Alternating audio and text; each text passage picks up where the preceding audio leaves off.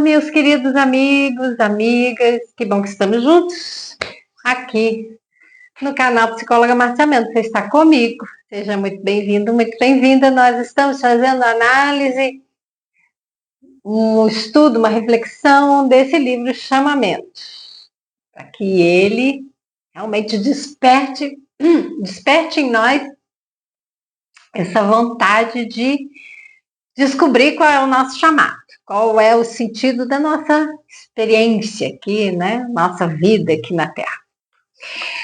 Estamos na 38ª fagulha e que o título é Designe-se em vez de resignar-se.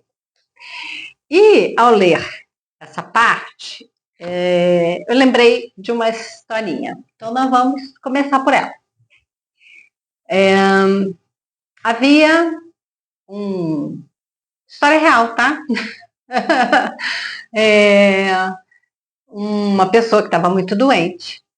Esse senhor foi internado no hospital. O médico que o acompanhava disse que ele estava com uma doença que já não havia mais tratamento no sentido de uma cura, que ele iria internar para providenciar uma medicação que aliviasse as dores, mas que ele teria que se resignar com aquela doença, com aquela situação, porque não havia mais o que fazer.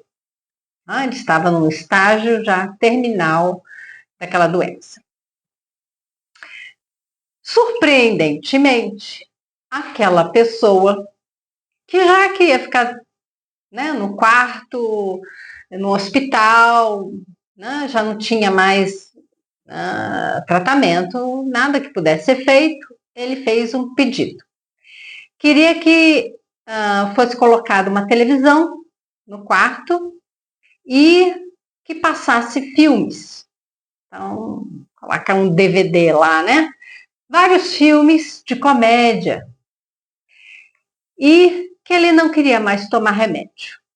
O médico hesitou um tanto, porque a medicação serviria para controlar ali as dores e tal. Mas, mediante aquela situação, ele resolveu atender o pedido do seu paciente e ele começou a assistir filmes de comédia, e a rir, e a rir, e a sorrir. Já vou dizer aqui que eu tirei o aparelho, estou toda felizona, né, de estar com meus dentes agora bem cuidados, com um sorriso bonito, então sorria. Então, esse paciente começou a sorrir e dar gargalhadas e se divertir ali com aqueles filmes, num bom humor, né? E começou a incomodar. Como assim?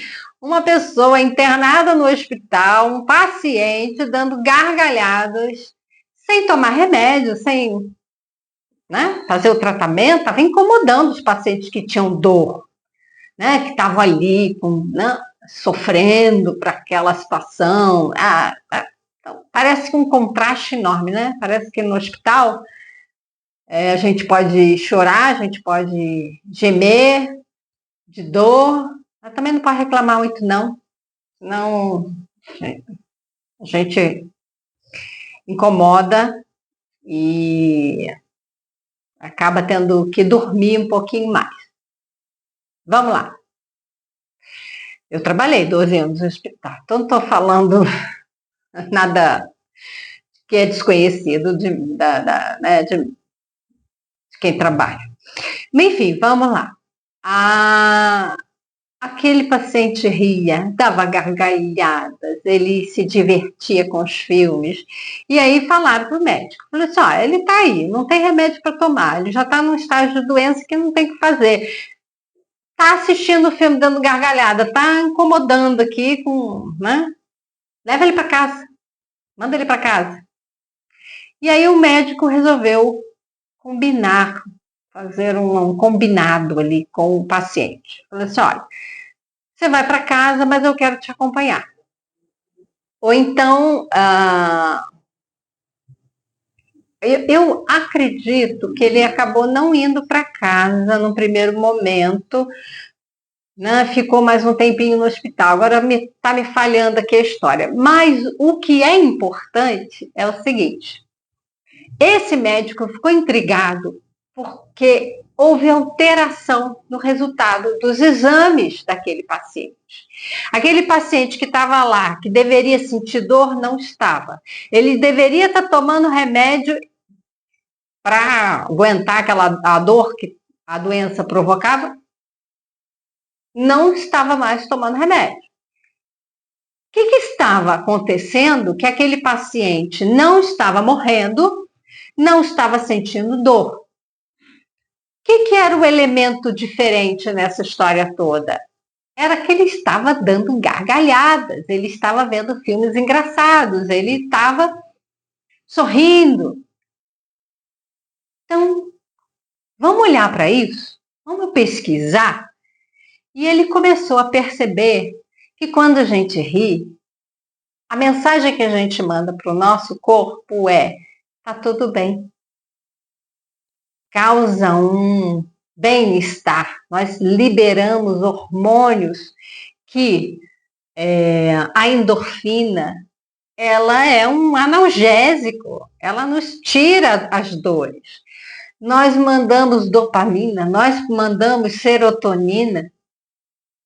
Olha que beleza quando a gente está sorrindo. Ao ponto dessa pessoa reverter a situação e ficar curada. Quando a gente pensa num estado de resignação, segundo propõe o Roberto Tranjan, que é o autor da obra, a leitura que ele faz da resignação é de uma desistência, é de você largar de mão. Então tá, tô doente, não tem mais o que fazer, então vou me entregar aqui, vou morrer de qualquer jeito, então. E nesse estado de resignação, pensa o seguinte: a pessoa, se ela não faz nada no sentido de buscar ter uma qualidade de vida, se ela não, ela pode até, no resignação como um sinônimo de aceitação, que é o que eu entendo, tá? Aceitação, resignação, algo mais... eu não concordo com a resignação que o autor coloca aqui, tá? Porque ele coloca no sentido, para mim, de aceitar, e aí a pessoa nada mais faz. Ela falou: eu tenho que aceitar que essa é a realidade, ponto final, não há nada para se fazer para mudar. Resignação, para mim, é você olhar e falar assim: ok, eu já entendi que essa é a realidade que eu vivo. Mas dentro dessa situação, o que é que eu posso fazer? Não é assim que ele entende, tá? Ele entende o né? Designar-se é se colocar como protagonista, nesse sentido de, ok, tem essa situação e o que eu posso fazer? Então, vê que uma questão de nomes pode causar uma confusão, a gente precisa explicar os termos que a gente usa. Ele fez isso. Ele explicou os termos que ele está usando, o designar-se, resignar-se, a resignação no sentido de um certo abandono, de uma aceitação, sem buscar outros modos de viver. É uma entrega. Ok, estou doente, vou morrer, tá. Vou esperar a morte vir. Meu casamento tá ruim. Ah, tá. Então eu aceito que tá tudo ruim mesmo. Então eu não faço nada no sentido de buscar uma transformação, né? A gente precisa entender que os problemas chegam na nossa vida e não quer dizer que a gente não vá buscar uma solução, não vai buscar alguma forma de cuidado, nem que a gente não alcance a cura desejada, ou o resultado desejado, mas não quer dizer que a gente não possa fazer alguma coisa no sentido, até que seja aprender, para entender o que foi que aconteceu. Então veja que nós somos protagonistas. Nós temos que perceber que designar-se, ou seja, nos colocar nesse lugar ativo, proativo, em que a gente busca fazer algo, busca continuar andando, nem que seja realmente aprender com aquela situação. A gente tem que entender que os processos de adoecimento mental e físico, eles ocorrem, né, de dentro para fora. Ah, Márcia, mas as coisas que acontecem lá de fora que nos contaminam. Então, eu vou sugerir um filme da Netflix. Puxa, acabei de ver o nome. Sei que é lá da verdade. Ai, esqueci. Com o Mark Ruffalo. É o autor que fez, é o ator que fez o Hulk nos Vingadores. É muito conhecido desses filmes assim, né? E outros tantos, um ator sensacional. E esqueci o título, não sei o que é da verdade. Fala sobre ele é o protagonista da história, porque é uma história real, baseada em dados reais, em que ele é um advogado e que acaba colocando um processo contra uma grande empresa, que é a Dupont, por contaminação do solo, que acabou contaminando a água, porque ela usou um elemento químico na produção de Teflon que revestia as panelas. O processo durou muitos anos, mais de 40 anos. Ano passado, que as pessoas receberam indenização. Isso vem ocorrendo desde 1940. Então, é uma coisa, assim, escandalosa, né? 45, 44, alguma coisa assim. A população que bebia, né, os animais estavam morrendo e a população também desenvolvendo câncer. E aí você fala, puxa, então vem alguma coisa de fora para dentro. Sim, agrotóxico que a gente come, que estão nos alimentos, é algo que a gente vai ingerir. A gente acha que está comendo comida saudável, mas está cheia de veneno. A gente acha que está bebendo água, água, olha que meu chazinho. A gente acha que está bebendo uma coisa saudável, está cheia de produto químico. E aí? Isso vai fazer bem para a nossa saúde? Como que a gente pode ser protagonista e agir no sentido de uma causa de cuidar do ambiente que a gente vive para que o ambiente nos afete de uma forma a nos gerar saúde e bem-estar.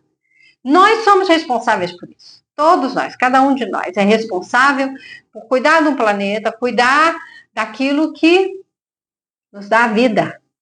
Né? O sol, o ar, a gente está respirando ar poluído, a gente está bebendo água cheia de elementos químicos, uma água que também está poluída, a gente está comendo comida, né, alimentos cheios de veneno. Como assim a gente não quer ficar doente? A gente sabe disso, tem consciência disso.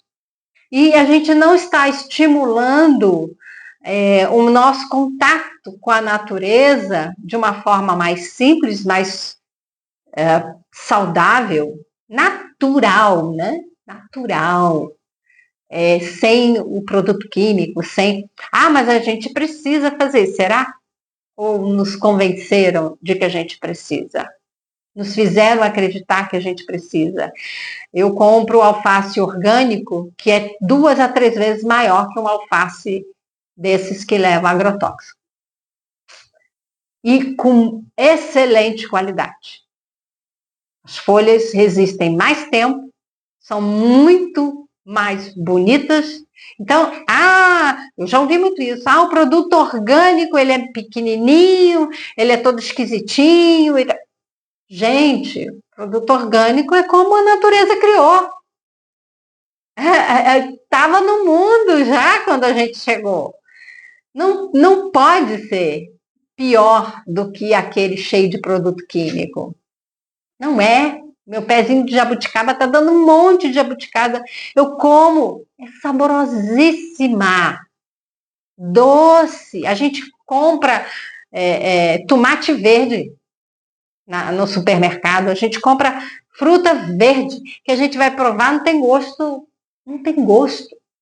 Não tem gosto, foi colhido verde para chegar e com aquela camadinha assim, esbranquiçada.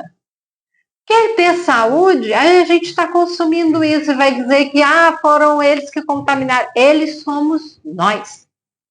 Então, a forma como a gente quer viver, nós temos que nos designar.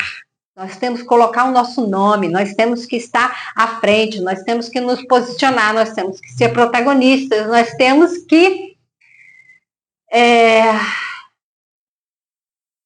consciente e não alienado com as coisas que ocorrem em nós, conosco. Nós não podemos nos alienar do que a gente pensa, do que a gente sente, como a gente não pode se alienar do que está ocorrendo no mundo à nossa volta. Então, isso é um chamado de crescimento, de autodesenvolvimento, de tomada de consciência, para que a gente possa entender o sentido da nossa vida aqui e alcançar o nosso propósito. Isso é um ato de fé, é um ato de esperança, é um ato de coragem. Né? Estar doente e falar, ok, então eu continuo aqui. Que legado que eu vou deixar?